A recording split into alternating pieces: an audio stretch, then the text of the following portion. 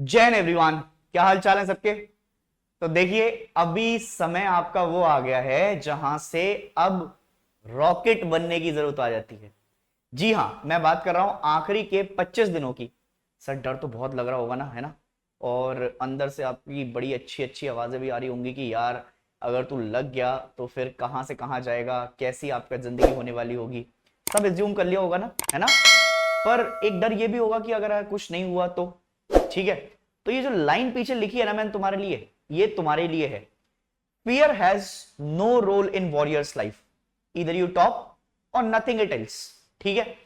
If you are a complete warrior because you are going for Indian army, air force and navy, जिनके पास डर नाम की कोई चीज ही नहीं है, जिनके पास डर है वो आर्म फोर्सेस आपका ज्वाइन नहीं करते। वो फिर कुछ और करते हैं, जिनको आपका अपनी पहले से ही बैकअप या फिर कुछ और लगता है कि भाई मेरा डर है ये, फिर शायद मैं हो पाए ना हो पाए, तो वो कुछ और करे। Arm forces means for complete devotion, या फिर आप उस चीज को लेकर एक तरीके से समर्पित है पूरा, कि यार करना ही है, फोड़ना ही है। नहीं होगा वो बात की बात है, उसको बाद में देखेंगे। बट सर जब भी एक वॉरियर लड़ने जाता है तो वो कभी ये सोचकर नहीं जाता कि यार हार गया तो क्या होगा, यार क्या से। तो वैसी एक माइंडसेट, एक वैसा ही एक कंप्लीट अपने पास डेवलपमेंट रखो, अपना एक माइंडसेट वैसा रखो कि यार I am like a warrior. जब मैंने प्रिपरेशन शुरू की थी तो मैं वॉरियर बन चुका हूं। ठीक है। तो उसी के लिए तुम्हारे पास अगले आपका कुछ 25 से 30 दिन, 25 दिन के करीब बचे हैं।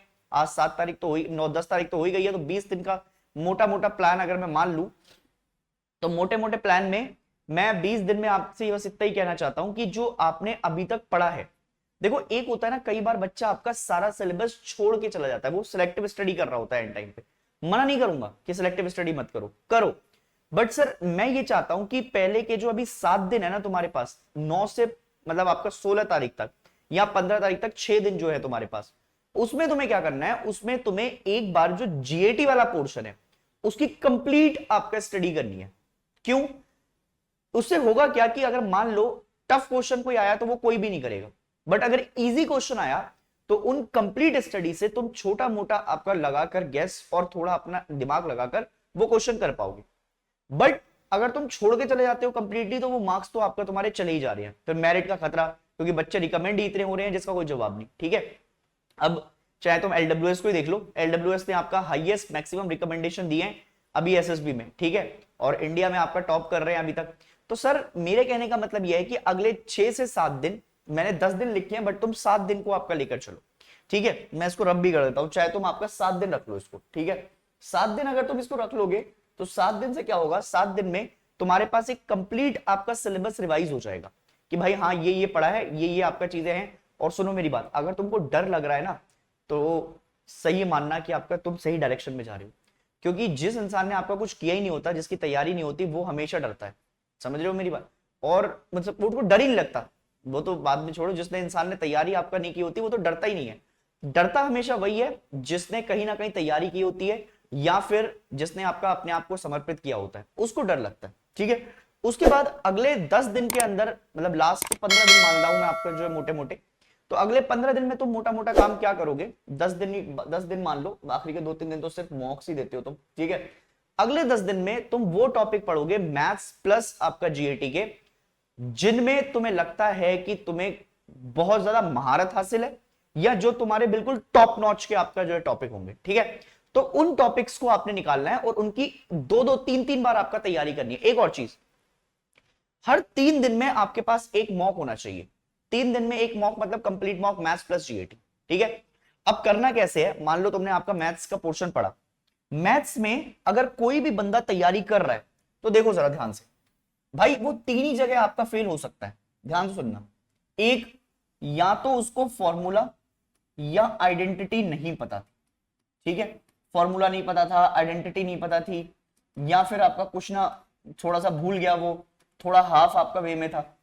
दूसरा ये हो सकता है कि तुम्हारी कैलकुलेशन में गलती हो।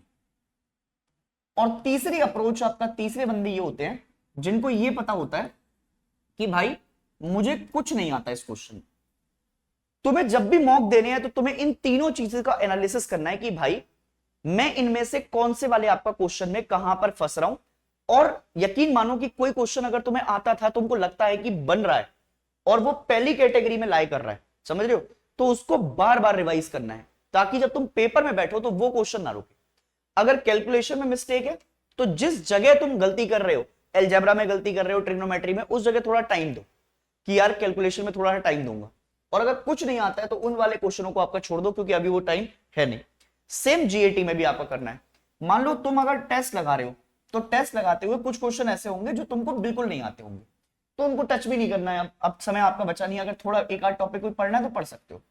दूसरे ऐसे होंगे जिसमें तुमने पढ़ा तो होगा, बट पढ़ने के बाद बाकी कुछ चीजें तुम्हें आपका मेस्मराइज करने में या फिर दिक्कतें होती हैं। और एक होते हैं शॉर्ट शॉर्ट क्वेश्चन, कि मतलब ये आते हैं, इनको एक साइड रखना, इनमें थोड़ा सा काम करना अगर तुमको लगता है कि कहीं पर तुम कोई टॉपिक कवर कर सकते हो अगले 4-5 दिन में, और इन वाले क्वेश्चंस को आपका मत करना।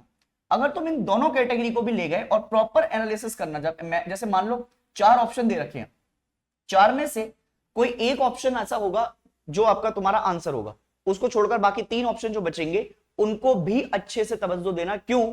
क्योंकि वो तुम्हारा सिलेक्शन करवाएंगे, उससे एक एक टॉपिक कंप्लीट होता हुआ जाएगा तुम्हारा। तो यकीन मानो कि अगर तुम ऐसे एनालिसिस कर कर आपका जाते हो पेपर में, तो सारी चीजें आपका बढ़िया हो जाएंगी। और अभी तो हमने धीरे धीरे कर आपके लिए मॉक टेस्ट देने भी शुरू कर दिए हैं, फ्री मॉक टेस्ट हैं, ऐप में डाल रहे हैं धीरे धीरे कर। ठीक है, तो भाई डरो मत और बढ़िया से आपका तैयारी करते रहो, सब अच्छा होने वाला है, सब चीजें आपका जाएंगी। और believe me, nobody is going to stop you this time, क्योंकि तेरे साथ ना भाई बहुत सारी दुआएं हैं, बहुत सारा हार्डवर्क है और बहुत सारी आपका मेहनत है। तो वो सारी चीजें तेरे मिलाकर और भगवान का आशीर्वाद मिलाकर तू अच्छे सही रास्ते पर जाएगा। तू एनडीए जा रहा है, विश्वास रख। जय हिंद।